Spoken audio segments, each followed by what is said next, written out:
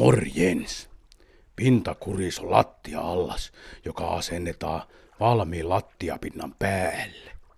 Pintakurista voidaan käyttää kenkätelineen tilalla sellaisenaan. Märäät kengät kuivuu itsestään ja liat kerääntyvät altaaseen.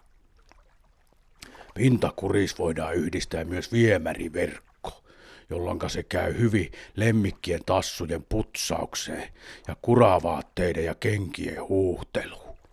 Käyttökohteena on asuinkiinteistöjen eteiset tuulikaapit ja kodinhoitohuoneet sekä palvelutalojen ja päiväkotien sisäänkäynnit. Mattovaihtoehtoina on Nova ja Apollo kumialumiinimatot tai neulepintainen Nova-matto.